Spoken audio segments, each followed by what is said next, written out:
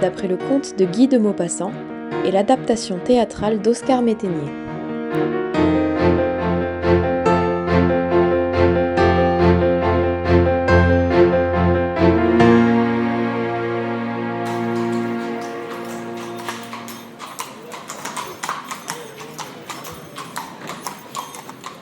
Pardon, mesdames, messieurs. Encore un moment, il nous aurons attelé les chevaux, et vous pourrez monter. Mettez-vous vite à l'ouvrage, on gèle ici. Ah, si je ne me trompe pas, c'est monsieur le comte de Bréville. Monsieur Carrel Amadon, enchanté de vous retrouver ici. J'amène ma femme à Havre, loin de cette maudite ville occupée. J'en fais autant. Et moi aussi, messieurs. Ah, monsieur Loiseau, ravi que vous soyez aussi de la partie. Mais quel malheur nous réunit ici, messieurs. Savez-vous ce que me coûtera cette année désastreuse? La ruine peut-être irrémédiable de mes 3 filatures. Et à moi, une année de récolte, sans compter le bétail, volé, réquisitionné. Ah, moi aussi. Mais j'ai fait mon devoir de patriote en me dépêchant de vendre tous mes vins communs à l'intendance française. Comme cela, les Prussiens n'en boiront pas. J'ai pu tout de même envoyer 600 000 francs en Angleterre, une proie pour la soif. Nous avons eu la même idée. Et si les Prussiens approchent de Havre, nous gagnerons l'Angleterre. Mais dites-moi, messieurs, qui d'autre est du voyage? 2 bonnes sœurs et... Et ce monsieur-là, monsieur Cornudet, le démoc. ah, la voix de la République, la terreur des gens respectables. Et cette femme-là qui se tient un peu à l'écart, ce n'est pas... Si, c'est elle, la célèbre boule suif. Elle a fait le bonheur de 2 générations de Rouennais. On l'a dit très bonne fille, et toujours pleine de qualités appréciables. Polisson. Oh non, la prostituée, c'est une honte publique. Il devrait y avoir des lois pour empêcher ces espèces de voyager avec les honnêtes jeunes. C'est répugnant. Ni plus, ni moins. Montez, montez, messieurs, dames, dans la voiture. Vous seriez au moins à l'abri de la neige. Tout le monde est-il monté? Oui, Alors, en route.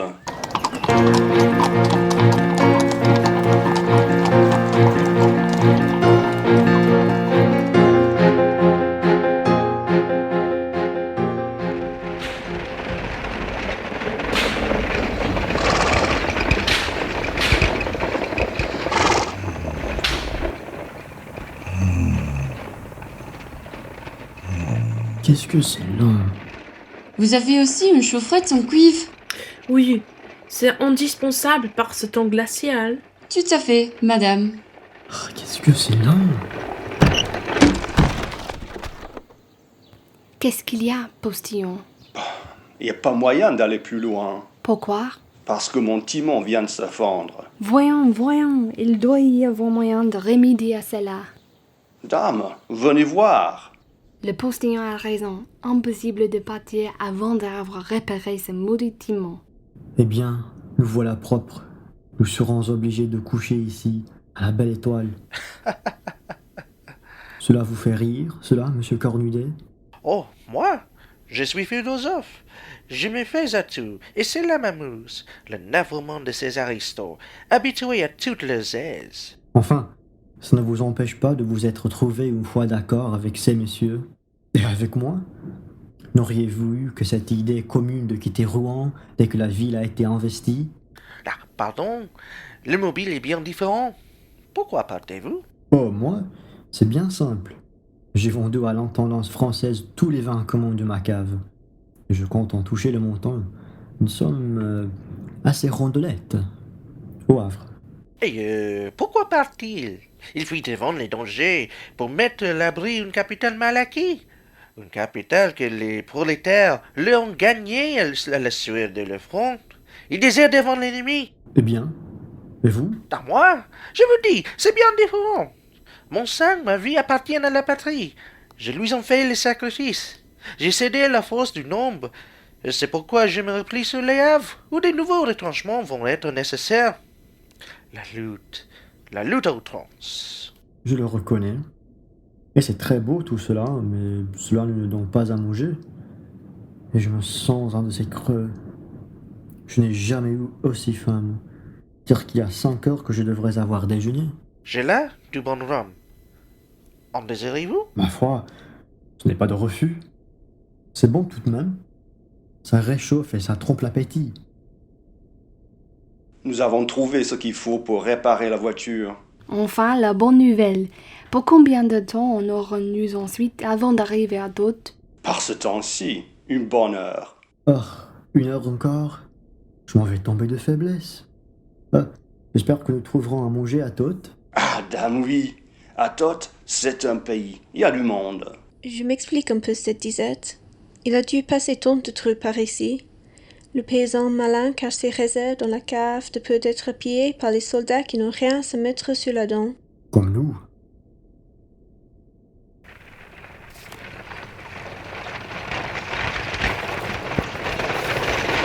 Psst, psst. Regardez là, à droite. Ah, en voilà une qui a été plus prévoyante que nous. C'est ce que j'appellerais le supplice de Tantale. Je me demande à présent comment je n'ai pas eu, comme cette fille, la pensée d'apporter des provisions. Vous ne voyez pas qu'elle fait cela pour nous narguer. C'est une honte. Vous ne trouvez pas, mesdames? En effet. Ces espèces ont toutes les insolences.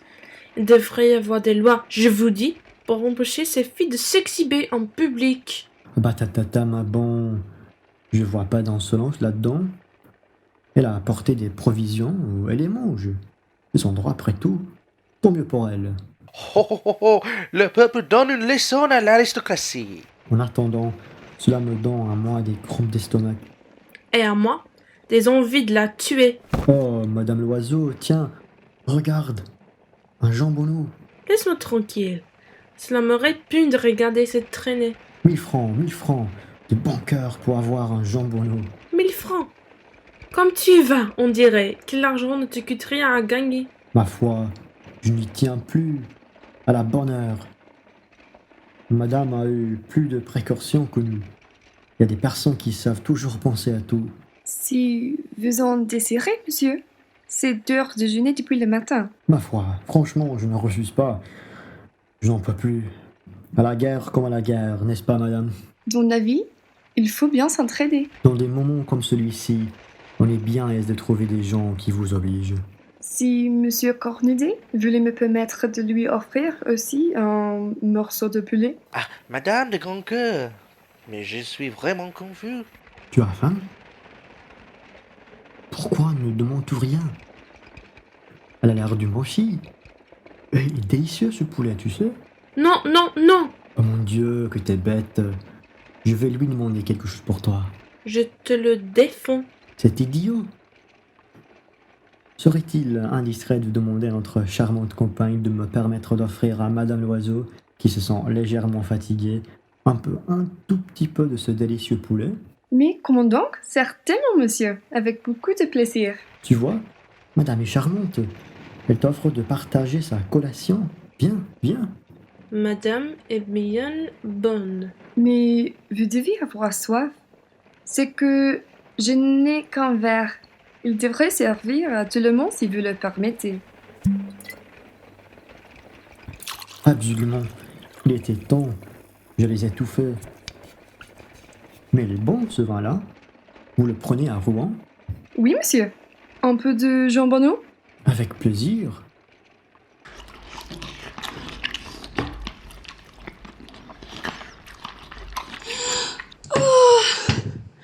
Qu'y-a-t-il? Ma femme, elle se trouve mal. Mon ami, mon ami. J'étouffe. Laissez, laissez, madame. Ce ne serait rien. Un peu d'eau, s'il vous plaît. Mon Dieu, ma sœur, si vous désirez, un peu de vin pour la malade. Mais oui, vous avez raison. C'est la femme, pas autre chose. Oh, merci bien, madame.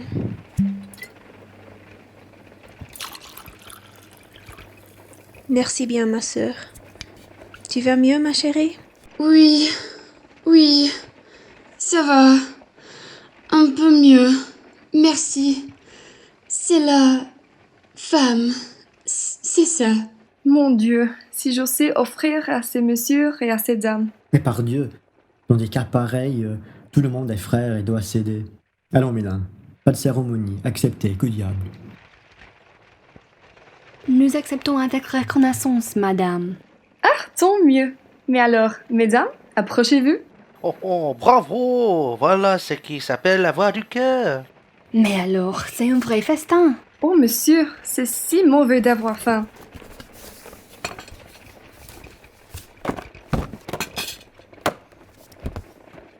Mais c'est la boîte de Pandore. Elle renferme tous les biens de la terre. Je vous en prie, messieurs, servez-vous. Prenez ce qui vous plaira le mieux. Voilà, le meilleur repas que je me souviens d'avoir fait depuis bien longtemps. Mais bon, encore un peu de jambonneau.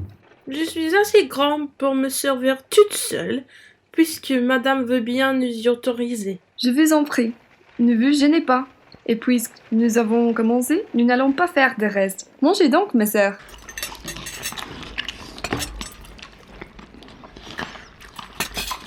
Vous avez été notre ange gardien. Alors, attaquons le dessert. Voilà, du pont l'évêque et des poires. Je propose avant tout de boire à la santé de notre amphitryon. Bravo. À la santé de notre charmante compagne, et trinquons la vieille mode normande. Eh bien, même dans un seul verre.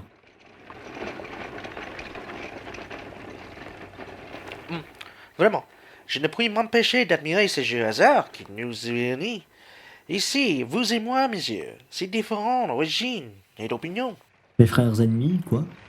Parbleu, c'est entendu. Nous sommes tous ici de braves gens et de bons Français. Il est indéniable que nous avons tous les meilleures raisons du monde de quitter Rouen. Mademoiselle aussi, j'en suis sûre, bien que pour des causes différentes. Ah, ça, vous pouvez le dire. Je m'en paye comme les autres. Mais pour tout l'or du monde, je n'aurais pas voulu demeurer un jour de plus à Rouen. D'abord, c'était dangereux pour moi. Et comment cela? Figurez-vous que j'avais cru d'abord que je pourrais rester.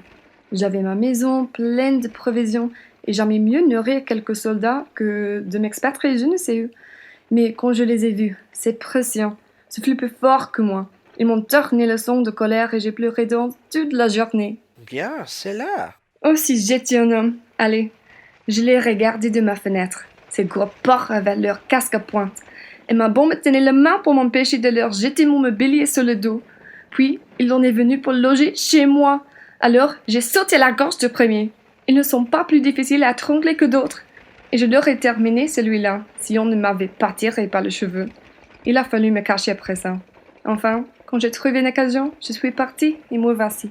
Tous mes compliments, mademoiselle. Voilà l'effet d'un vrai patriote. Si chacun dans sa sphère avait montré le même cœur et la même énergie que vous, nous n'en serions pas où nous en sommes.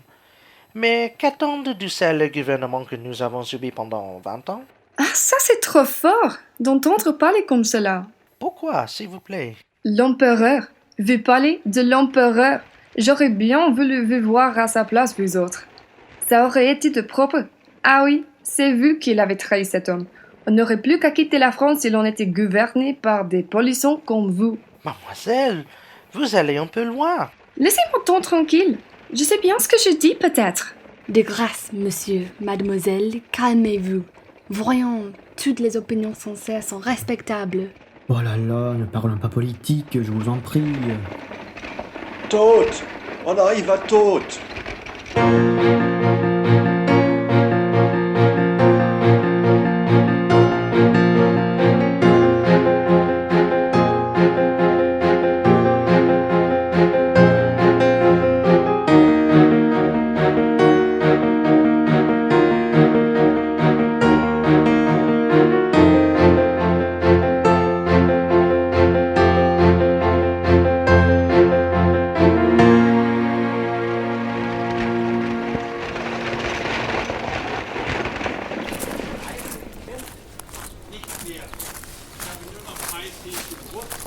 Bonsoir. Il y a combien de voyageurs là-dedans? Bonsoir, monsieur l'officier. Il y en a 10. Appelez-les. Monsieur, dame, on vous demande. Qui c'est là? Un officier prussien. Bonjour, monsieur. D'où venez-vous? De Rouen, monsieur l'officier. Et nous allons à Havre.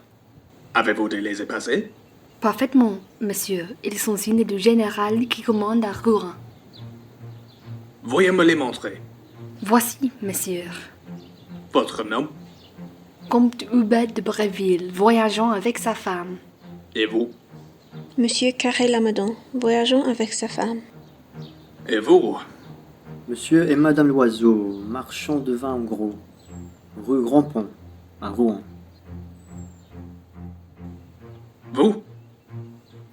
Aristide Cornudet, publiciste, voyageant seul. Vous? Sœur Théotime et sœur Saint-Nicéphore, fille de la charité. Et vous? Elisabeth Russet. Votre profession? Son profession. C'est bien. Vous pouvez entrer dans l'hôtel.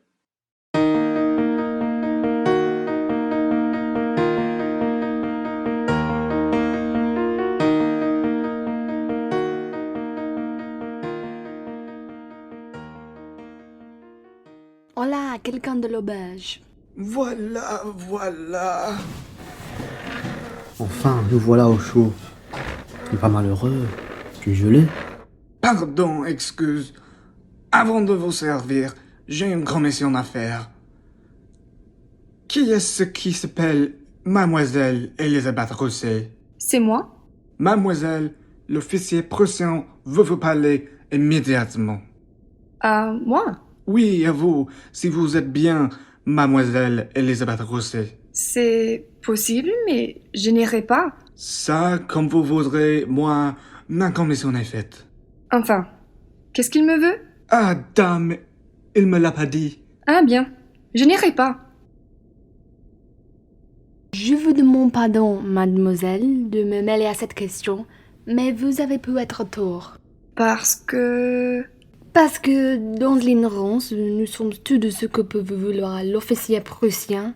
Votre refus peut amener des difficultés considérables, non seulement pour vous, mais même pour tous vos compagnons.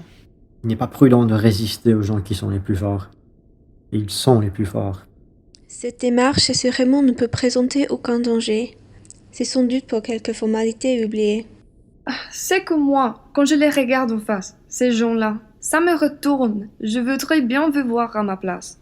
Ah, il n'a pas l'air bien méchant. Celui-là, il a l'air très doux. Croyez-moi, ma chère enfant, allez-y. C'est pourvu que je le fais, bien sûr. C'est du service que cela me coûte. Nous vous en remercions très sincèrement. Qu'est-ce qu'il peut bien lui vouloir? Monsieur Carré-Lamadon a deviné quelques formalités oubliées. Elle me paraît avoir un fichu caractère, votre demoiselle Russet. En effet, elle est violente. Bah, ne nous allons pas trop vite. Là, voilà. Ah, la canaille, la canaille. Eh bien, que voulait-il? Rien. Mais enfant, vous n'aviez craindre aucun ennui? Rien, je vous dis. Cela ne regarde que moi. Cela ne vous regarde pas. Mais enfin, peut-on savoir? Je vous dis que je ne peux pas parler. N'insistez pas. Je crois, messieurs, que nous ferons bien de ne pas oublier que nous partons demain, et que ces dames surtout ont besoin de repos. Nous allons nous retirer. Vous avez des bougies? Il y a tout ce qu'il faut dans votre chambre. Si vous voulez venir, je vais vous éclairer. Vous allez vous coucher comme ça, toute seule? Un peu, monsieur Cornudet. Écoutez, cher ami, je ne m'explique pas ce que j'éprouve pour vous, mais vous êtes si bonne, si gentille. Voyons, vous n'avez pas fini. Je vous dis que je vous aime, et je veux vous le prouver. Fichez-moi la paye. Lâchez-moi, je cogne. Oh, voyons, vous êtes bête.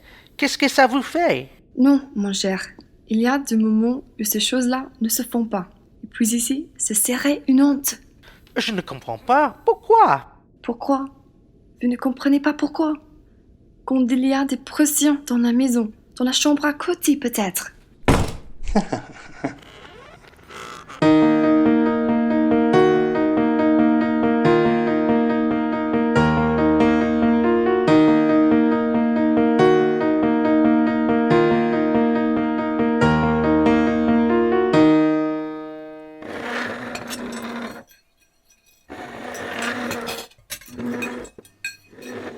Bonjour à tous.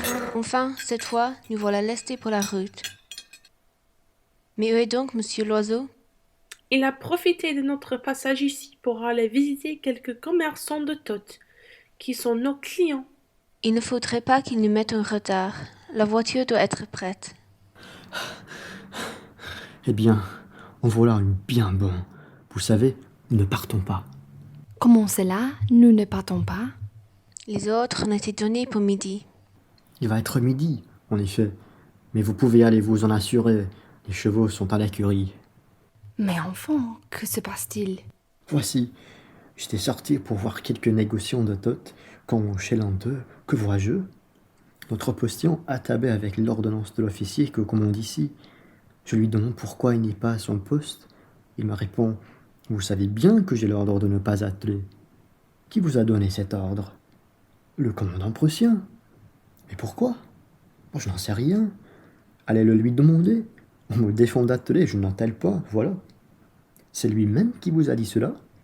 Ben non, monsieur, c'est l'aubergiste qui m'a donné l'ordre de sa part. Quand ça? Ce matin. Vous comprenez?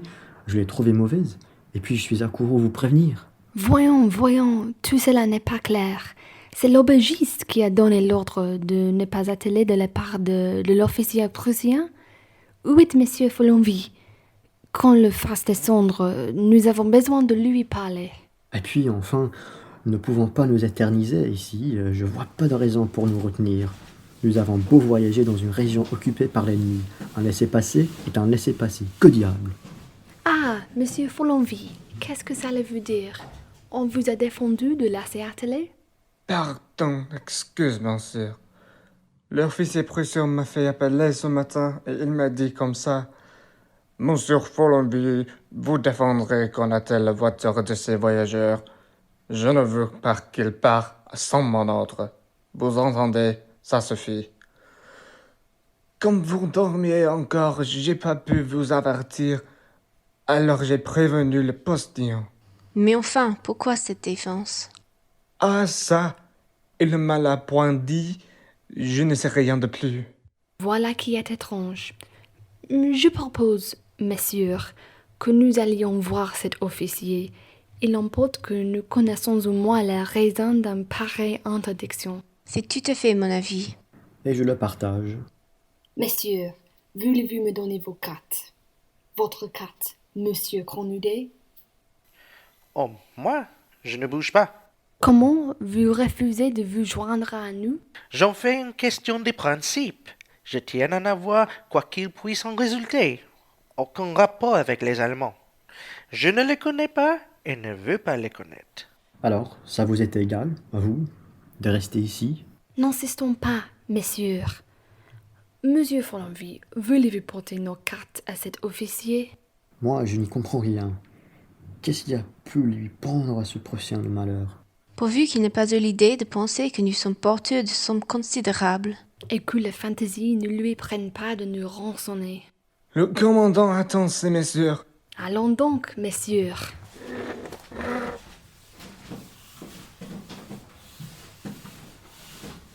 Eh bien, il ne manquerait plus que ça, vraiment, qu'ils viennent à nous demander de l'argent. Vous avez eu tort, monsieur Cornudet, de ne pas vous joindre à ces messeurs. Je me connais. J'aurais été violent, mais j'aurais tout gâté. Ah, les voici. Ça n'aura pas été long. Eh bien, nous sommes consignés ici jusqu'à nouvel ordre. C'est inconcevable. Et pour quelle raison? Aucune. Monsieur de Bréville va vous raconter l'entrevue. Oh, elle a été très brève. Nous avons été introduits et nous avons trouvé l'officier prussien étendu dans un fauteuil, les pieds sur la cheminée, fumant une longue pipe en porcelain et enveloppé dans une robe de chambre flamboyante. En voilà un grossier personnage. Oh, il présentait les plus magnifiques échantillons qui se puissent voir de la bijouterie naturelle où il était victorieux. Je voulais parler. Il m'interrompit. Qu'est-ce que vous voulez? Mais partir, monsieur, simplement. Non. Oserais-je vous demander la cause de ces refus? Parce que tu ne veux pas.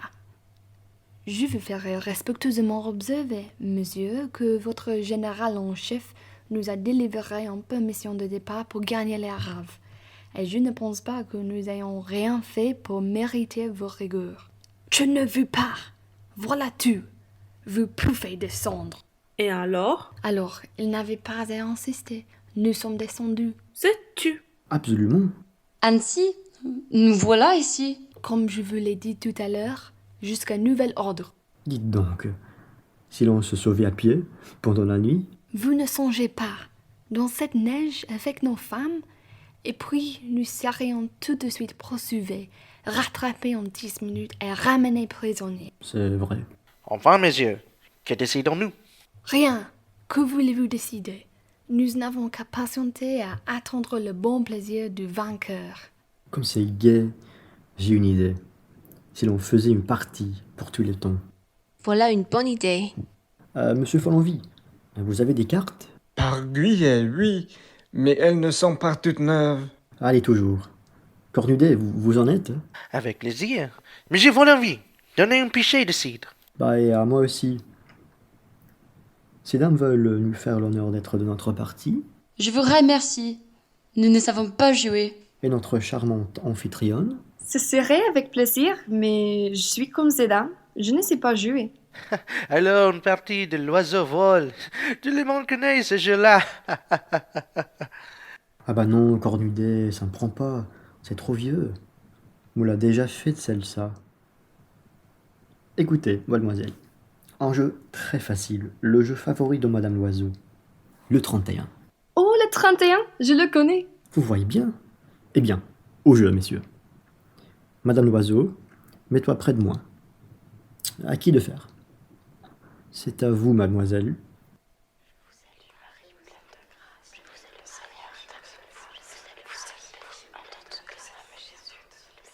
L'oiseau, vous trichez.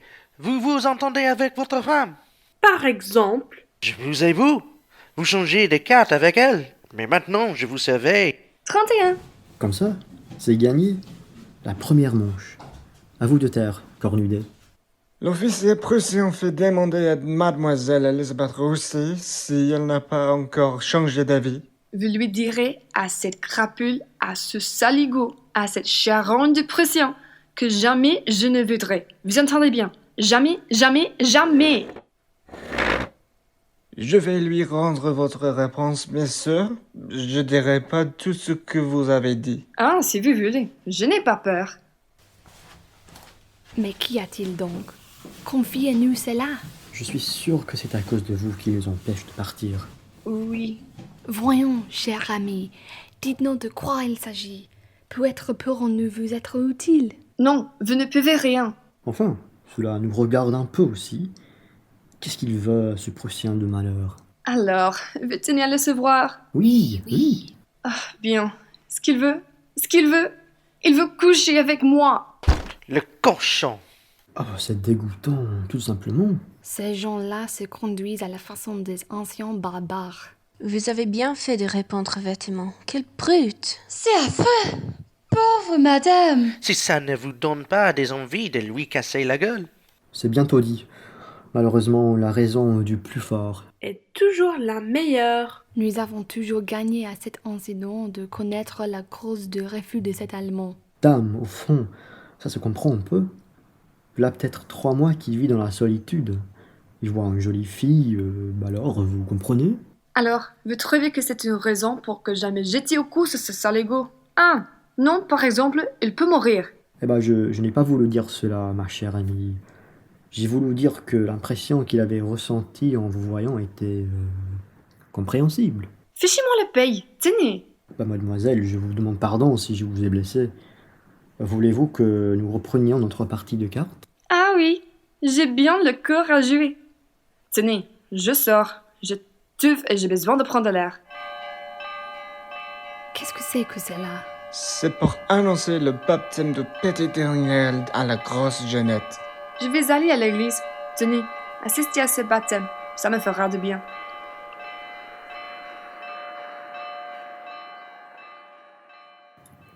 Eh bien, qu'est-ce que vous dites de cela?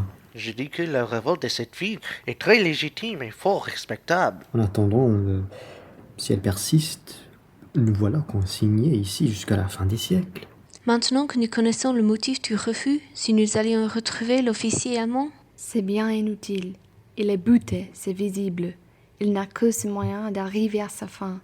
Il nous retiendra tant que son désir ne serait pas satisfait. De sorte que nous sommes à la merci de cette fille. Nous ne la l'emporterons pas mourir de vieillesse ici, puisque c'est son métier, à cette gueuse, de faire ça avec tous les hommes. Je trouve qu'elle n'a pas le droit de refuser l'un plutôt que l'autre. Permettez, la question est différente. Différente. En quoi, je vous demande? Ça a pris tout ce que ça a trouvé dans Rouen, même des cochères. Oh! Oui, madame, le cocher de la préfecture, je le sais bien, moi. Il achète son vin à la maison, et aujourd'hui, qu'il s'agit de nous tirer d'embarras, elle fait la mijaurée, cette morveuse. Je vous répète, madame, qu'elle n'est cependant pas obligée pour vous plaire. Moi? Je trouve qu'il se conduit très bien, cet officier. Il est peut-être privé depuis longtemps, et nous étions là trois qu'il aurait peut-être préféré. Mais non, il se contente de cela à tout le monde. Il respecte les femmes mariées. Songez donc, il est le maître. Il n'avait qu'à dire « je veux », et il put venir prendre de force avec ses soldats. Oh! Ne dis pas cela! On ne peut guère vraiment exiger d'une femme un sacrifice aussi pénible. Il faudrait qu'il vinde d'elle-même. Madame Loiseau a raison.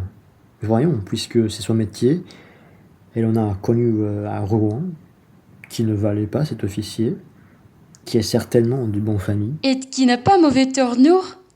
Il a même joli un visage. Oh, c'est bien cela. La voilà, la petite Carré Lamadon, qui s'excite sur les Prussiens. Si c'était elle, elle ne ferait pas tant de manières. Nous partirions d'ici ce soir. En y réfléchissant bien, ça doit avoir au fond bien peu d'importance pour elle. Mais il y a les apparences. Enfin, le fait est que nous sommes là. Tirons la langue à cause de cette garce-là. Voyons, l'oiseau. Bah, c'est vrai, ça, à la fin. Ça m'agace. Savez-vous ce que je vous propose? Nous allons la livrer à l'ennemi. Qu'elle se débrouille ensuite. Pour en partir au moins. L'oiseau, c'est dégoûtant de parler ainsi. C'est indigne d'un homme d'honneur d'un Français. Mais laissez-moi donc tranquille, à la fin. Tout le monde est de mon avis, sauf vous. De votre avis, quant au fond, peut-être, mais pas quant à la forme. Avec un peu de diplomatie, peut-être pourrions-nous la décider. Mais comment? Par la douceur, avec de l'habileté. Voulez-vous m'aider? Nous ne demandons que cela. Pas moi. Jamais je ne prêterai mon appui à des pareilles machinations. C'est odieux. Comment cela, odieux? Nous nous défendons comme nous pouvons. Oh, c'est abominable, et je n'en entendrai pas davantage. À votre aise. Il me fait rire avec ses délicatesses. Mais enfin, le temps presse. Que décidons-nous? Laissez-moi faire. Ce tue pas de violence, de la ruse. Nous y arriverons si nous savons être doux, amables et enseignants. Je dirigerai la conversation, que chacun de vous me suive dans les voies que j'indiquerai. C'est compris? Chut, la voilà. Ce tue de la politesse.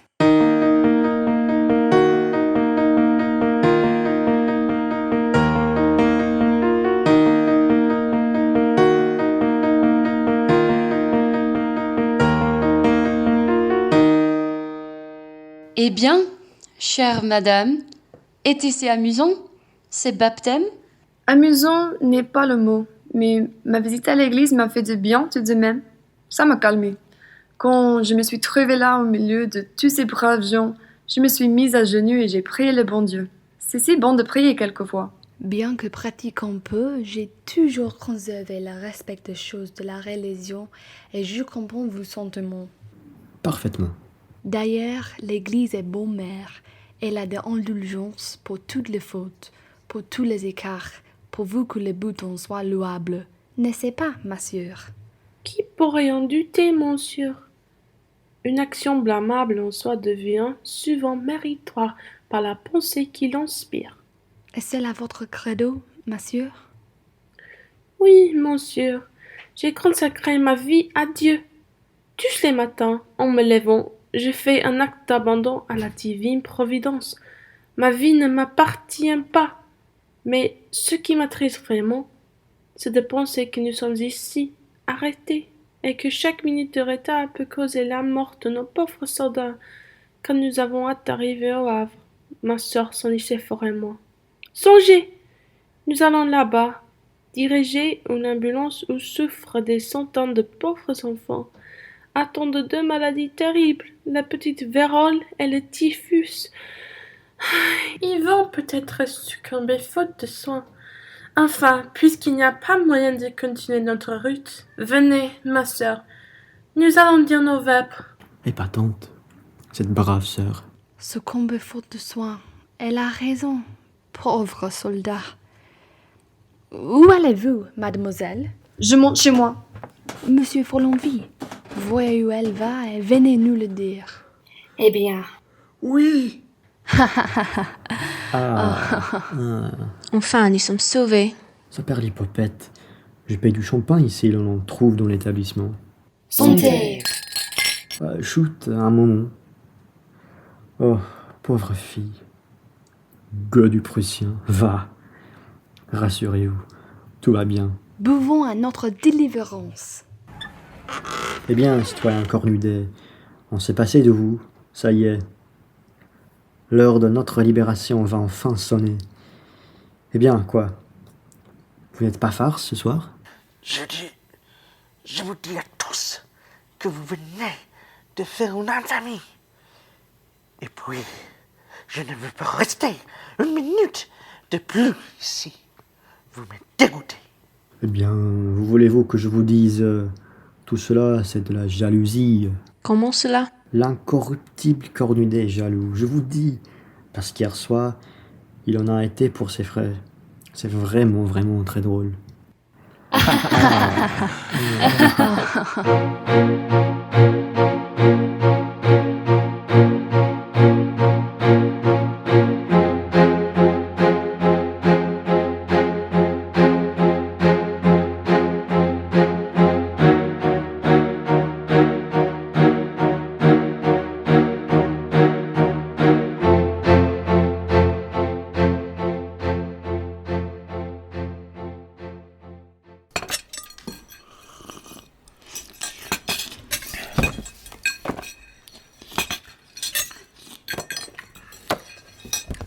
Ah, cette fois, nous partons pour Tudeban.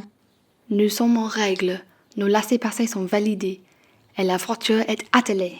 Voyons, n'oublions rien. Mamie, tu as descendu le sac de nuit? Oui, ne crains rien. Les provisions, cette fois. Ne n'oublions pas les provisions. Voyons, du veau froid, du poulet, de la charcuterie, du pâté, du vin, c'est parfait. Eh bien, nous sommes prêts? Il me semble qu'il manque encore... Ah oui, l'autre. La jeune personne annoncée à l'extérieur. Est-ce qu'elle se figure que nous allons faire le pied de grue pour l'attendre? Ah, et puis, au fait, il y a peut-être pris goût. Si elle veut rester, qu'elle le dise. Bonjour, madame. Bonjour, mes sœurs. Allez, montez, messieurs, dames, tout est prêt.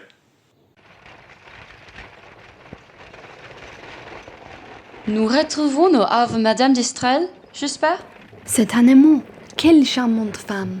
C'est une de mes amies.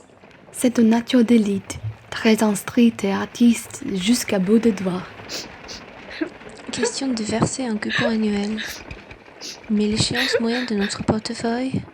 Enfin... Il risque de toucher un bon prix. Dans ce cas-là, comptez bien, un conseil des plus sages.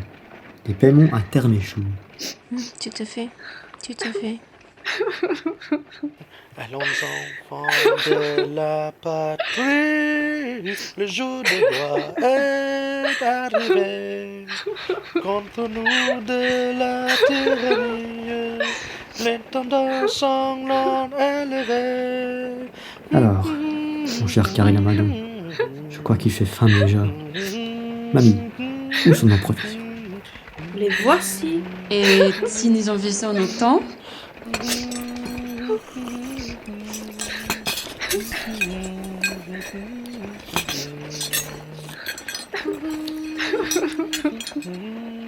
Mais je crois qu'elle pleure. Laissez donc. Elle pleure sans honte.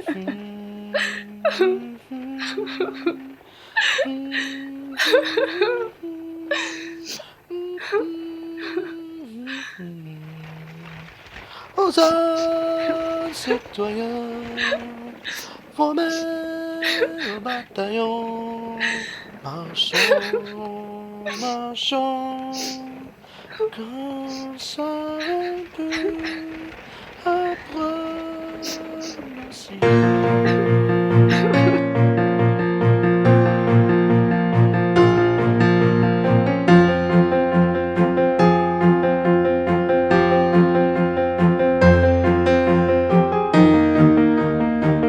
Boule de Suif a été une production radiophonique des étudiants de français et d'études francophones de l'Université de Sheffield, en collaboration avec The Fat Cadillac Ranch Studio, Sheffield.